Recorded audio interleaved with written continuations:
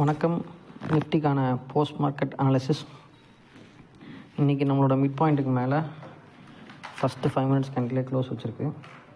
அதுக்கப்புறம் அதோட ஸ்டாப் லாஸை ஹிட் பண்ணிட்டு திருப்பி மேலே க்ளோஸ் வச்சுருக்காங்க.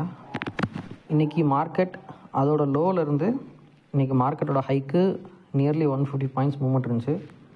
But when it comes to ப்ரீமியமை பொறுத்த வரைக்கும் செல்லர் டாமினேட் பண்ண மார்க்கெட்டாகவே இருந்தது. இப்போ மார்க்கெட் முடிகிறப்போ செல்லரோட கையிலேருந்து மார்க்கெட்டை வாங்கி பையரோட கையில் வச்சுருக்காங்க. ஸோ நேற்று நம்ம போஸ்ட் மார்க்கெட் அனாலிசிஸில் நம்ம சொன்ன மாதிரி இன்னையோட க்ளோசிங் மார்க்கெட்டோட டைரக்ஷனை முடிவு பண்ணுன்னு சொன்னோம். ஒரு இன்டிசிஷன் டே கேண்டலுக்கு மேலே ஒரு புல்லிஷ் கேண்டில் ஃபார்ம் ஆகிருக்கு. ஸோ மார்க்கெட் அடுத்த பிரேக் அவுட், அதாவது ஆல் டைம் ஹைக்கு ரெடியாக இருக்குது.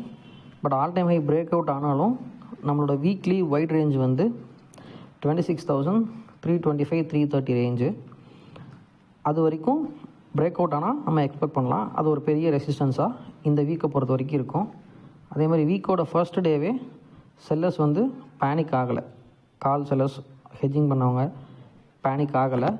ஸோ கம்மிங் டேஸில் செல்லர்ஸ் பேனிக் ஆனால் மட்டும்தான் மார்க்கெட்டில் ப்ரீமியமோட மூவ்மெண்ட் இருக்கும்.